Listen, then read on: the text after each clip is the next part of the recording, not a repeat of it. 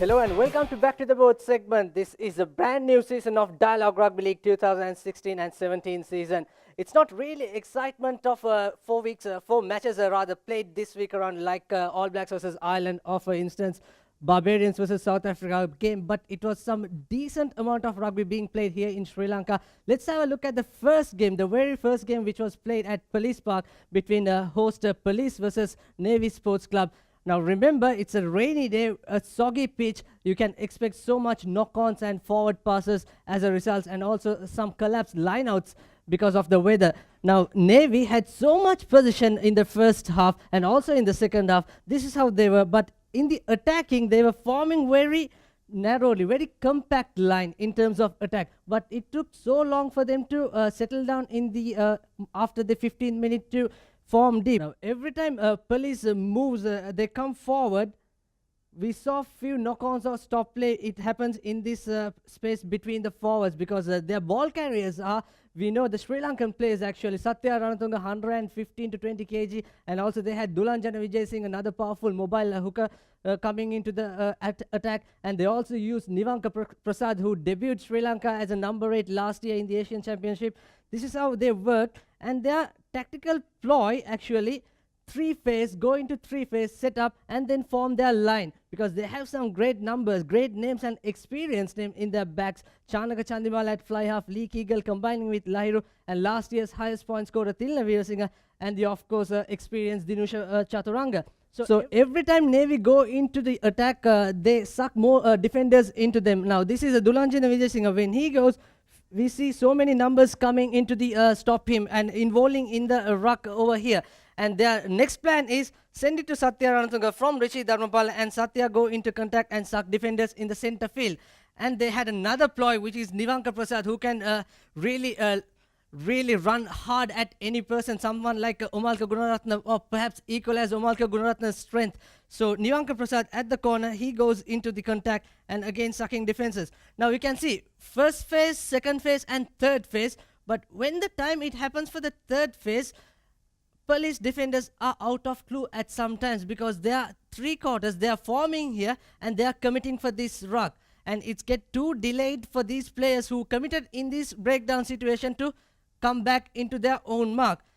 As a result, what Navy dominated is something like this. On the third phase, there's so many numbers. Fullback is isolated. He don't know whether to come just straight to the ruck or just join the line because there's not much numbers. You need to be like in a defensive pattern or one straight line here over here.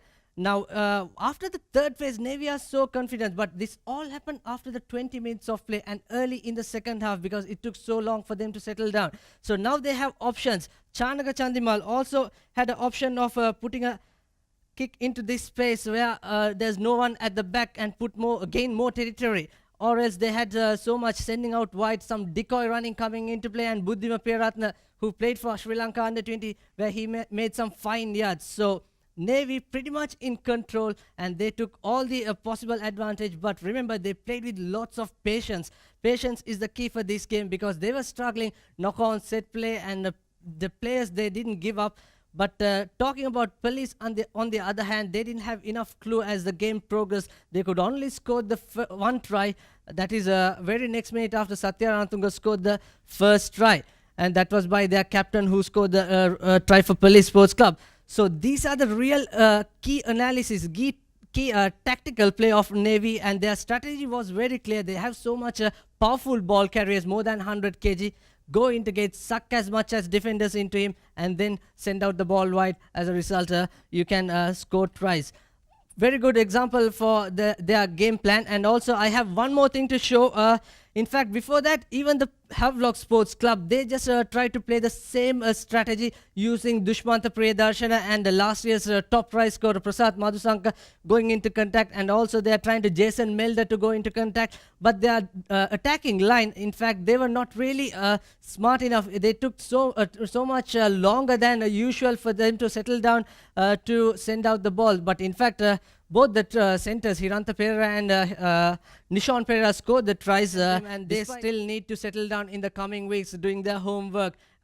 And one more thing I have to show is the game between Barbarians versus South Africa. Now, every time Barbarians play, you can expect something new, something you have never seen before. That's the wonder of Barbarians playing. Now, they got a penalty. They were trailing 17 points to 19 to South Africa. This game was played at Twickenham last week, and they got a penalty. Usually, when we get a penalty, sometimes you go to the 3 points or you go into touch and you get a line out and drive as much as you can to score a try or a win a penalty try. Collapsing maul could happen. But in this occasion, they were 5 pieces apart, 5 players on the far right, 5 on the center, 5 on the far left, and putting South African to think what is going to happen next. So the scrum half took the quick tap and he put a huge up and under, just targeting the post. Now remember, that kick won't give you 3 points because it's not a penalty place kick or a drop goal. So this is something new, but I'm not sure which team in Dialog Rugby League will opt this sort of a tactic, because they all are completely professional players who are playing for internationals and Crusaders and Brumbies.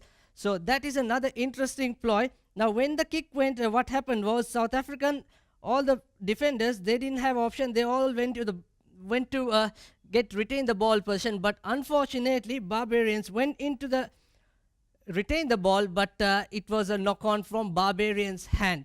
If it's not a knock on, it's going to be an interesting try. So this is one thing to take and one thing to learn from what they did. It doesn't have to be the usual game, kicking into line out and set the line out maul, or take the tap and run, or just go into the 3 points. So that is something Barbarians did. If you missed last week, you also can watch the highlights on YouTube as well.